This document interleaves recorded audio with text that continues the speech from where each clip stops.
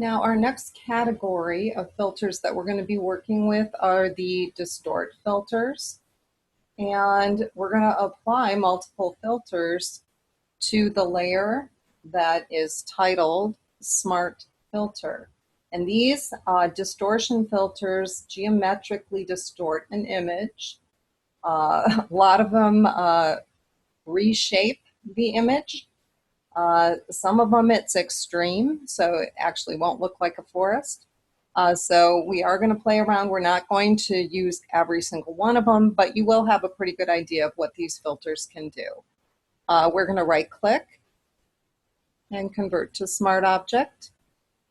And we'll start using the distortion filters that are in the menu here. This group of filters also has some effects that are in the gallery, so it's in both places. And there's several that we're going to be applying from the menu. And then when we are done with that, we will go into the gallery and apply the ones from there as well. So we're going to pick Ripple. And you are probably going to want to adjust the size to begin with. And then you can drag the amount.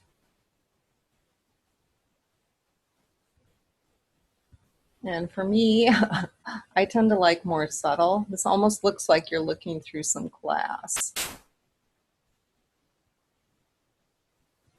Like I said, some of them really distort. So this is totally personal preference. You are going to pick the size and the amount of the distortion that you want. And then we'll turn off Ripple. Now you'll notice it says the name Ripple, and that's because we didn't go into the filter gallery. We're going to go back up to Distort. And this time we're going to pick Twirl. So you can kind of see a graphic here. It's doing exactly what it says. Looks like our little image is in a blender. So you're going to select the amount of twirling that you want and click OK. Turn that one off and we'll go back up. And this time we are going to pick Wave. A lot going on in this little box here. You can adjust the type of wave and you can kind of look here to see.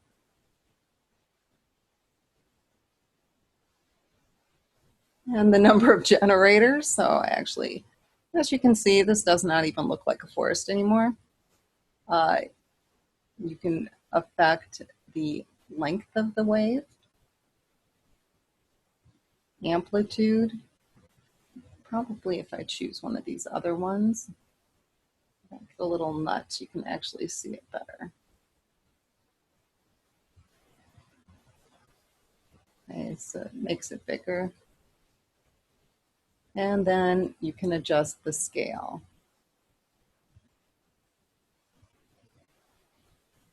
And then if you look, because this can really distort your image, it can actually pull the edges in. And if that happens, it's saying, what do you want to happen? Do you want it to wrap around and start over again? Or do you want to just take the edge and repeat it? And that's what I'm going to keep. And then once you're done, click OK. Oh, pretty forest. Okay, so we'll turn that one off. And then we'll do zigzag. And you may be wondering, when would I ever use this? Well, I would not use these on an entire layer. I might select one little thing and apply it to that one little thing, like a pond or some water, something like that. Especially this one would make sense. If there was like a lake or something, it looks like a little whirlpool. Okay, so we got pond ripples, something else called around center, out from center. That almost looks like a sound wave.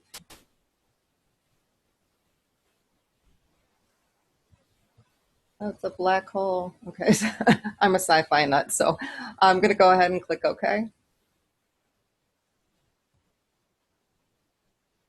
And we're gonna turn that off. So I think you guys have an idea of what those distortion filters do. We're going to go into the gallery. And well, let's turn that one off. And we're going to pick diffuse flow. Now this one, for an image like this where you've got sunbeams coming in, this is actually a great filter because you can increase the glow amount. Okay? And if you know, want it to look like aliens are beaming people up, you know, move the clear amount to the left. Otherwise, if you're just trying to make it look, you know, a little more enhanced, I'd probably keep the clear amount over to the right. And graininess always adds noise. So totally personal preference how you set that up. Make sure you only have diffuse glow turned on and click OK. And now you're going to see filter gallery. So we're going to turn that off. I'm going to go back in. And I do tend to like the filter gallery distortion ones a little bit better because now we have glass, but you can see there's blocks where you can actually see blocks. And then we've got canvas, frosted, and tiny lens. So I could see some uses for this, probably not on an entire layer, but certainly if you had glass in an image and you wanted to enhance the glass, this would work fairly well. And you can adjust the scaling, you know, how smooth or rough it is, and the level of distortion. So you're going to pick what you want here.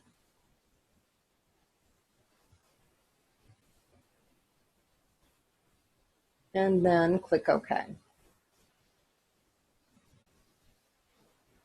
And we're going to go in there one more time. And we'll pick Ocean Ripple. Okay, so you can see you can adjust kind of the ripple size. And again, this is probably one I would apply to water. And this almost looks now like a reflection in the water rather than a forest. Click OK. And what I want you to do is pick whatever combination you like, and then you're going to save your file.